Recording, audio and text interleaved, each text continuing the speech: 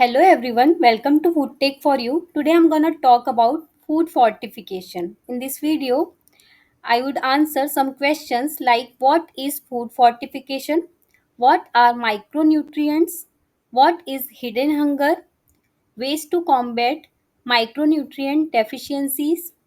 What are the health impacts of food fortification? What is malnutrition? What are the benefits of food fortification? Data about micronutrient deficiency and malnutrition, packaging and labeling requirements of fortified food, meaning behind fortification logo, food safety and standards, fortification of food, regulation, and some MCQs. Let's get started. What is food fortification? Food fortification is the process of adding one or more micronutrients to food, but this addition should be scientifically justified. After the addition of micronutrients in food, we would get more nutritious food, and more nutritious food is healthier for us. But this addition should not involve any health risk, like someone is getting excess of nutrition. For example, when you consume too much vitamin D, it can lead to condition called hypervitaminosis D. This can cause symptoms such as confusion, nausea, and vomiting. What are fortificants? Fortificants are substances added to food to provide micronutrients. And what are micronutrients?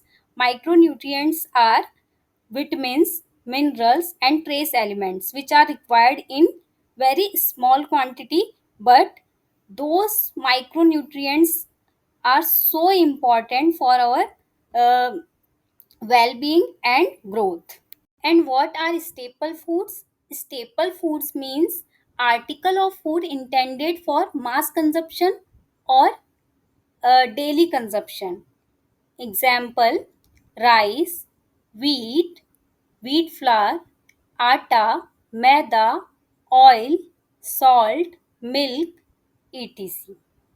Before delving into the concept of hidden hunger, it is important to know what micronutrients are. Micronutrients are essential dietary nutrients, including vitamins, minerals, or trace elements that are required in very small quantities and are vital to development, important to development, disease prevention, and well being of human beings. And what is hidden hunger? Deficiency of micronutrients or malnutrition, also known as hidden hunger. Ultimately, we can say that deficiency of vitamins like vitamin A, B, C, D, E, and K, or deficiency of minerals like iron, calcium, zinc, magnesium, and copper results into hidden hunger. Why is micronutrient deficiency referred to as hidden hunger?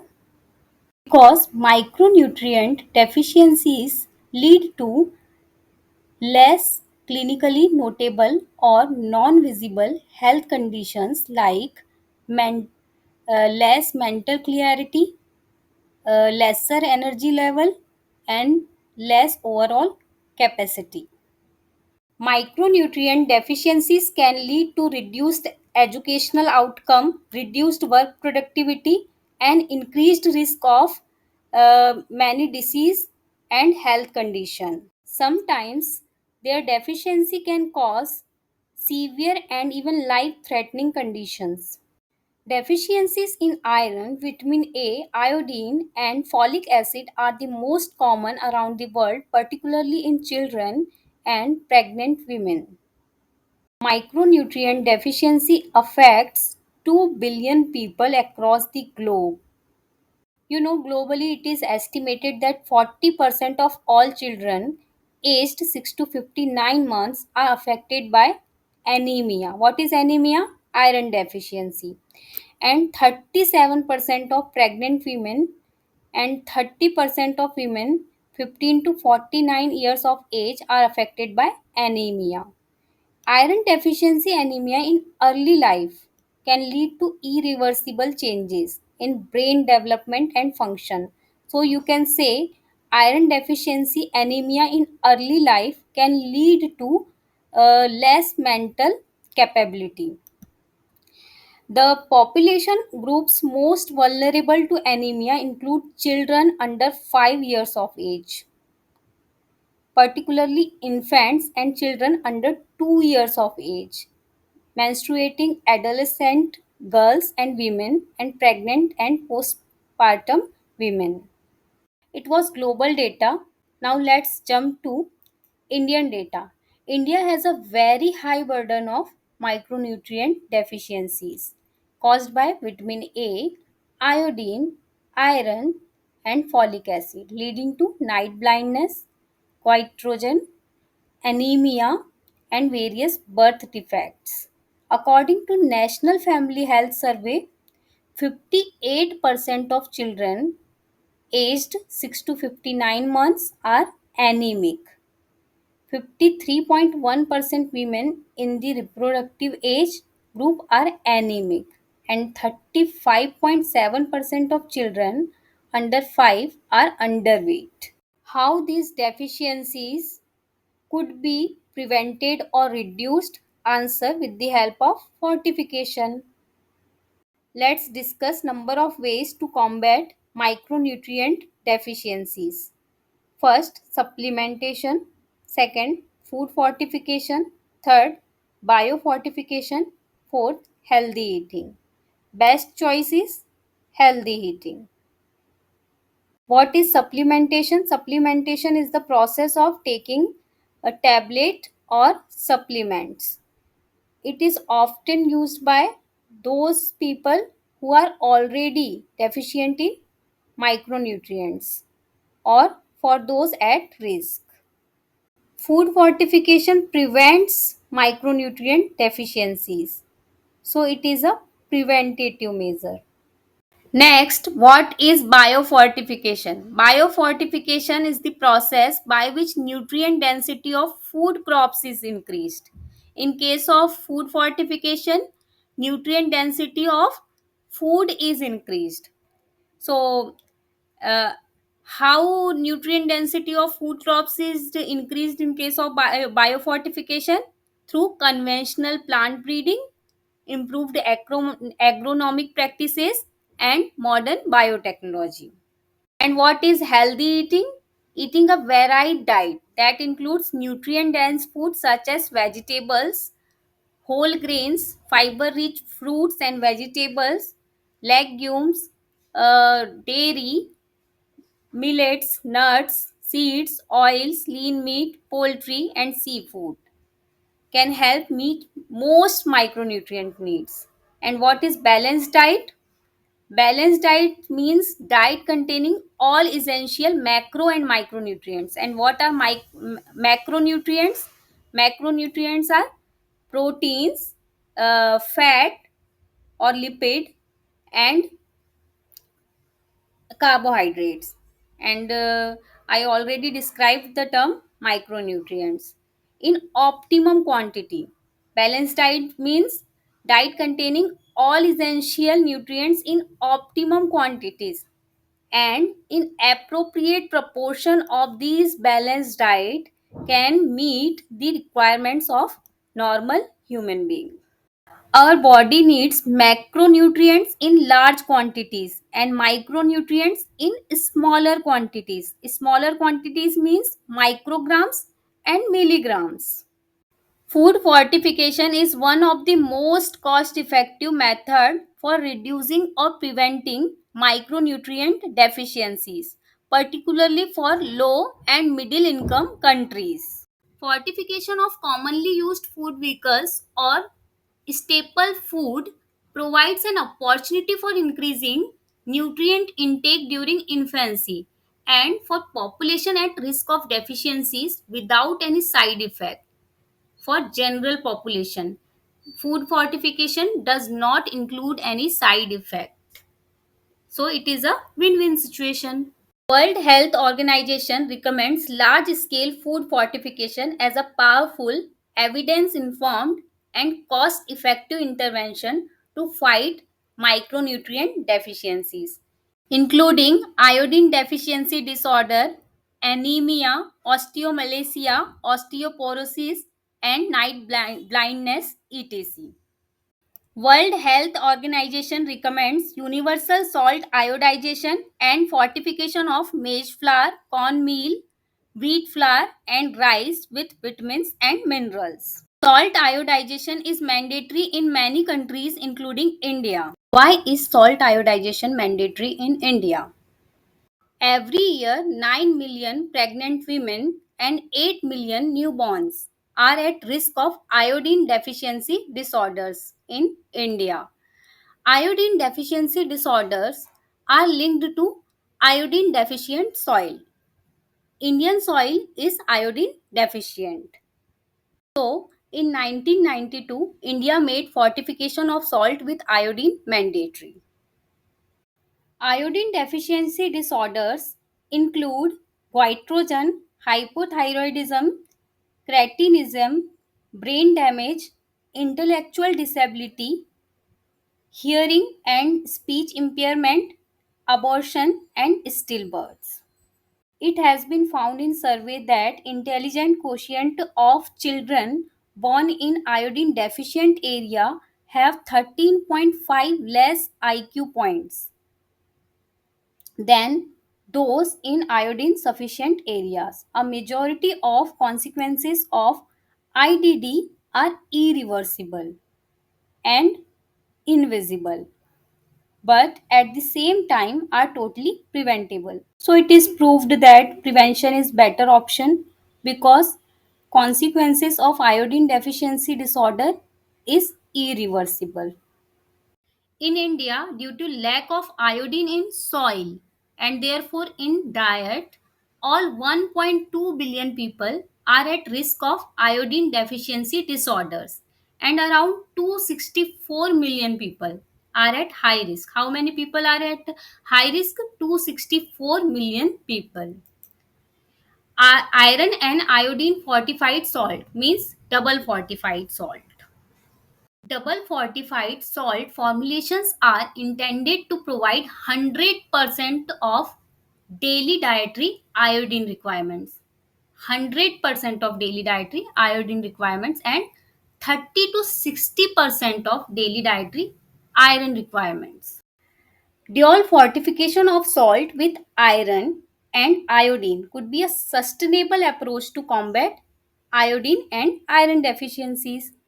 India's National Institute of Nutrition (NIN) has developed the concept of double fortified salt.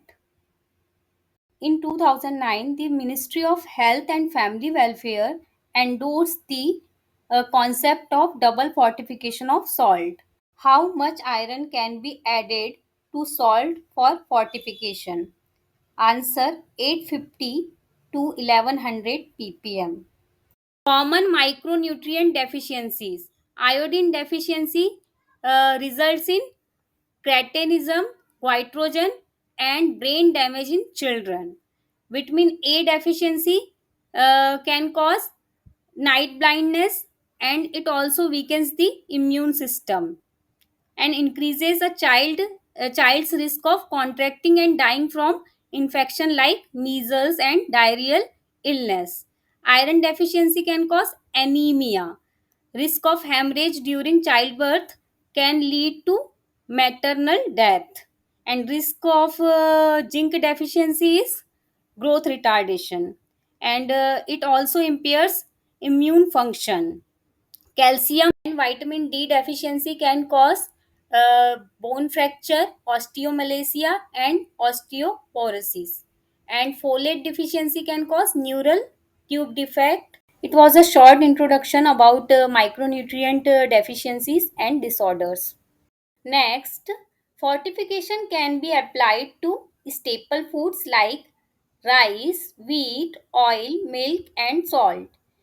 Um, Rice can be fortified with iron, folic acid, vitamin B12, B1, B6, etc. And wheat can be fortified with iron, folic acid, vitamin B12, B6, B1, etc. And salt can be fortified with iron and iodine. And milk can be fortified with vitamin A and vitamin D only. And oil can be fortified with vitamin A and vitamin D. What are the benefits of food fortification? Food fortification has a high benefit to cost ratio.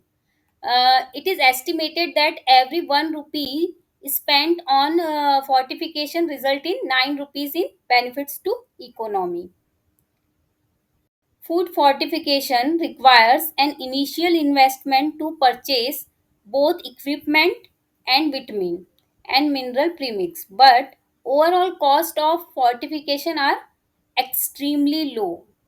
Following are the various benefits of fortification of food. First, nutrients are added to staple foods since they are widely consumed.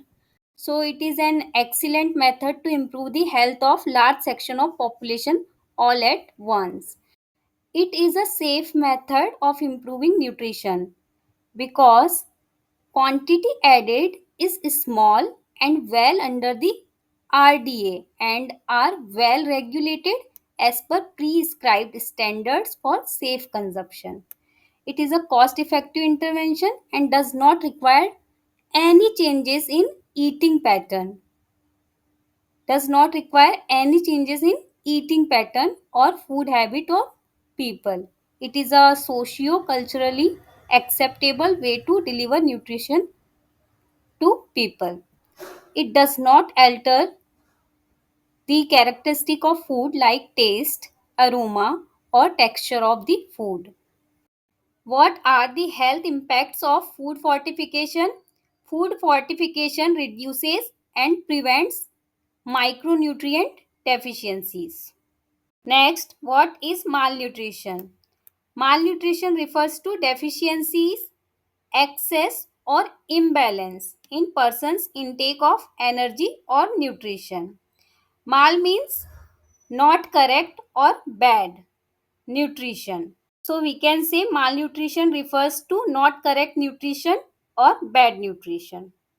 If someone eats too much fat and carbohydrates without enough protein, it can lead to malnutrition. Similarly, if someone consumes too much protein without enough essential fats and micronutrients, it can also result in malnutrition. The term malnutrition covers two broad groups of condition. First, undernutrition, second, overweight. Undernutrition includes stunting, wasting, underweight, and micronutrient deficiencies. The other is overweight, obesity, and diet related non communicable diseases such as heart disease, stroke, diabetes, and cancer. If someone is overweight or obese, it doesn't necessarily mean that they are consuming sufficient micronutrients and protein. It is possible that they are consuming more fat and carbohydrates but not enough micronutrients and proteins. Many families struggle to afford healthy foods like fruits and vegetables, while unhealthy foods high in fat, sugar, and salt are cheaper and easier to find. It's possible to be overweight and lacking important nutrients at the same time. In 2022, 2.5 billion adults were overweight, including 890 million who were living with obesity, while 390 million were underweight. Globally, in 2022, 149 million children under 5 were estimated to be stunted, 45 million were estimated to be wasted, and 37 million were overweight or living with obesity. Nearly half of the deaths among children under 5 years of age are linked to undernutrition. What is the basis of mandatory or voluntary fortification? The decision about mandatory or voluntary fortification depends on many factors, including the population group affected by deficiency, population at risk of receiving excessive amount of a particular micronutrient, the number of big centralized industries producing the fortified item, and the cost of the process. Globally, mandatory regulations are most often applied to fortification of food with micronutrients such as iodine, iron, vitamin A, and folic acid, as a proof of deficiency is more widely available. One of the most common forms of mandatory fortification is the addition of iodine to salt, which is widely adopted on global scale. In India, fortification of food with iron, vitamin A, and folic acid is voluntary, while salt iodization is mandatory. Mandatory means compulsory, necessary, obligatory. Mass fortification means large scale fortification. Example, iodization of salt. Targeted fortification refers to practice of adding specific nutrients to food product to address the nutritional need of a specific population group. This approach allows to customization of fortified food to meet unique dietary requirement of different demographic groups such as children, pregnant women or elderly. By targeting fortification efforts, it is possible to address specific nutritional deficiencies and improve overall health outcomes within these population. For example, fortifying food with iron. Point of use fortification is the situation where vitamins and minerals are not added during processing but just before consumption at home, schools, and childcare facilities. Now let's discuss food safety and standards, fortification of food regulation. Let's get started. I'll explain only important points that have not been covered earlier. So let's get started. What are fortified processed food? Fortified processed food means processed food fortified with micronutrients such as vitamins, iron, iodine, etc. As per the provisions of these regulations. Fortified processed foods may have fortified staples as raw material. So, uh, fortified processed food made up of fortified staples or fortified raw materials are also known as fortified processed foods. What is quality assurance? Quality assurance means systematic measures and steps taken by manufacturer of fortified food during manufacturing or packing of that food material to ensure that the finished good meets the requirement of act and regulations. Essentially, quality assurance ensures that food meets necessary quality and safety standards throughout manufacturing and packing process. Next, part 2, standards on fortification. All of these are benefits of food fortification and we have already discussed them earlier. Next, whenever iron is used as a source of nutrient, heme iron shall not be used in any form in any article of food. If heme form of iron is not allowed, then what form of iron can be used to fortify food? Answer: ferrous sulfate, ferrous fumarate, ferrous citrate, ferrous lactate, etc. Next, fortified processed food shall provide 15 to 30% of RDA of micronutrients. 15 to 30% of RDA of micronutrients based on average calorie intake of 600 kilocalorie from processed food.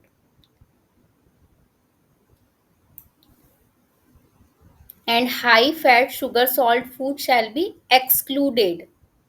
High fat, sugar, salt foods shall be excluded from fortified processed food category.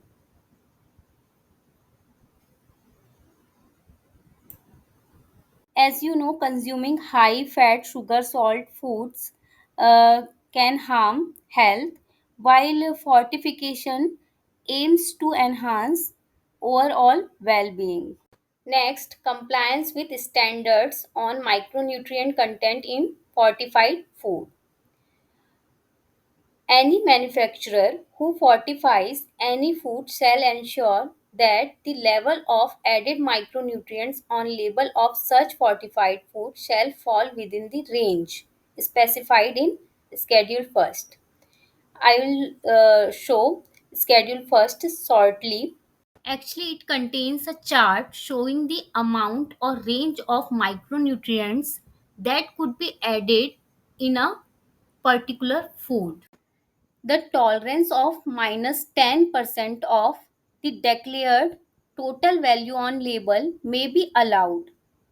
So we can say there is some relaxation in minimum limit, and that is 10%, provided that the maximum limit of added micronutrient specified in schedule first must be complied with, or we can say there is no relaxation with maximum limit of added micronutrient. In other words, maximum limit shouldn't be exceeded.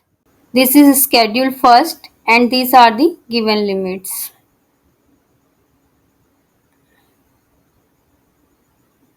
Next, general obligation. It is mandatory that every food manufacturer and packer of fortified food shall give an undertaking on quality assurance, and undertaking shall be given twice a year and shall include certification by food laboratory notified by food authority that the fortified food is in compliance with the provisions of act and regulation. Second, records of continuous inventory of fortificants used in manufacturing, including the source of procurement. In simple language, list of fortificants available and used, and list of suppliers of those fortificants. Let's recollect.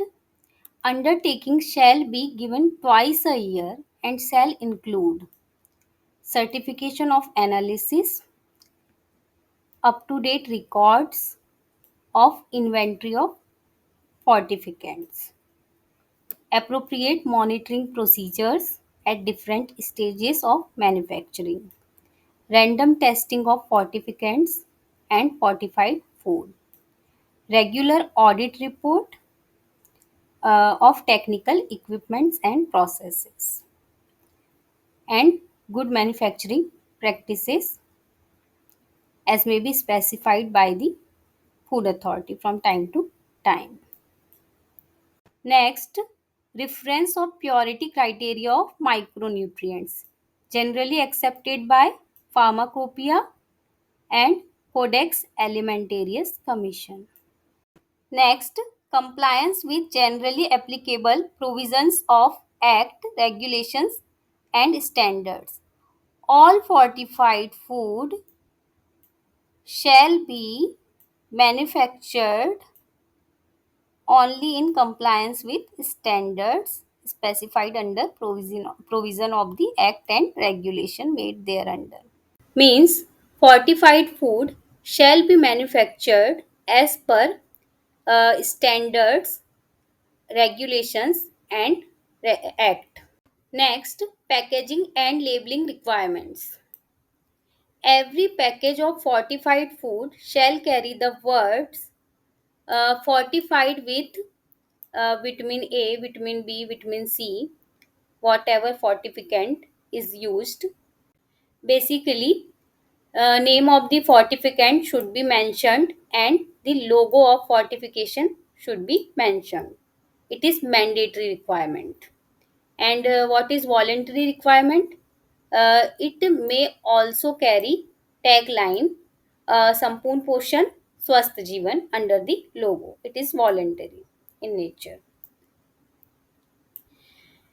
Provided that requirement as specified in regulation subregulation 2 is not required in case of iodized salt. Means iodized salt does not require mandatory display of name of fortificant and fortification logo. Next, every package of food fortified with iron shall carry a statement. People with thalassemia may take under medical supervision, and person with sickle cell anemia are advised not to consume iron fortified food products. Next, promotion of fortified food should be done by food authority. Schedule first, standards for fortification of foods. As you know, salt can be fortified with iodine or iron, and double fortified salt contains iron and iodine both. As per requirements, iodized salt shall contain 15 to 30 ppm of added iodine, and iron fortified salt shall contain 850 to 1100 ppm of added iron. Next, fortified oil. Oil can be fortified with vitamin A and vitamin D. In case of fortified oil, vitamin A can be added at the level of 6 to 9.9 microgram retinol equivalent per gram of oil, and source of nutrient retinol acetate or retinol palmitate, and vitamin D 0.11 to 0.16 uh, microgram per gram of oil,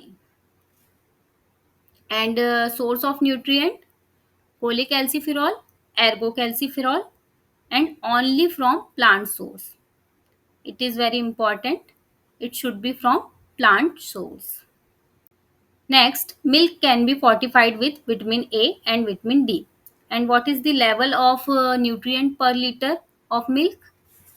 270 to 450 microgram retinol equivalent can be added per liter of milk, while 5 to 7.5 microgram vitamin D can be added into 1 liter of milk. And what form of vitamin D can be added? Cholecalciferol and ergocalciferol, and only from plant source. And what form of vitamin A can be added? Answer: retinol acetate and retinol palmitate. There are some restrictions on sale of fortified milk powder. Milk powder, when fortified, shall be fortified with such level of vitamin A and vitamin D so that final reconstituted milk shall comply with the level of micronutrients. It shall only be used in government funded programs for the purpose of preparation of constituted fortified milk. Fortified milk powder shall carry following statements: not recommended for direct consumption, only for use under government funded programs. Name of government funded program should be given here. To be consumed only after reconstitution of the entire content as per the direction of the label. and pack once opened to be consumed only on the same day. So it is concluded that nobody can sell fortified milk powder, but it can be used by government funded programs. Next, fortified atta means fortified wheat flour. Atta, when fortified, shall contain added iron, folic acid, and vitamin B12 at the level given in table below. Iron 28 to 42.5 mg per kg. Folic acid 75 to 125 microgram per kg. And vitamin B12 0.75 to 1.25 microgram per kg.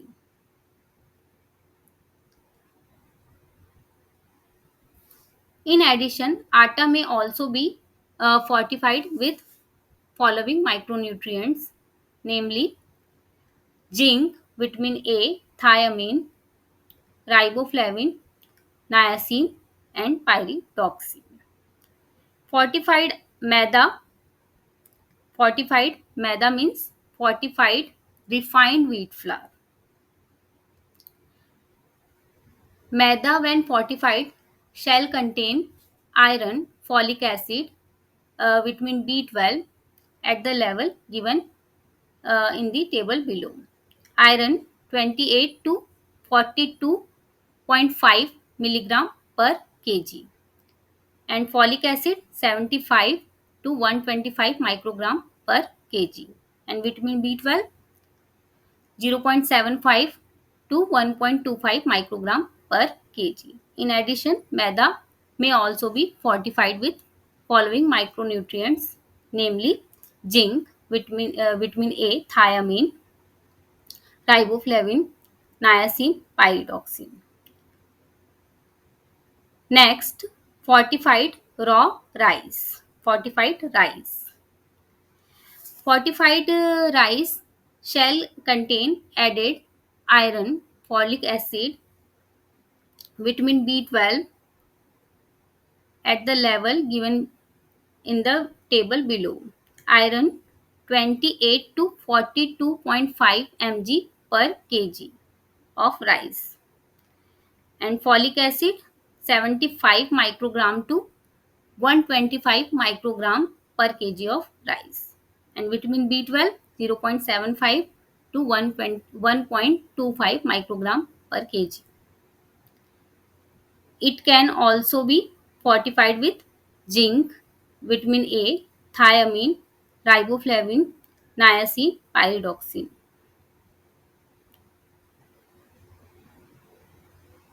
Next, Schedule 3, Standards for Fortified Processed Foods. Fortified cereal products. Cereal products include breakfast cereals, pasta, and noodles. And fortified cereal products can be fortified with iron, folic acid, vitamin B12, zinc, vitamin A, thiamine, riboflavin, niacin, and pyridoxine. And fortified bakery wares means bread, biscuit, rusk, and buns. Fortified bakery wares can be fortified with iron, folic acid, vitamin B12, and zinc, vitamin A, thiamine, riboflavin, niacin, and pyridoxine. Next, fortified fruit juices. Fruit juices can be fortified with vitamin C. As per requirement, 6 to 12 mg vitamin C can be added into 100 ml of fruit. Now let's move on to the next topic, fortification logo.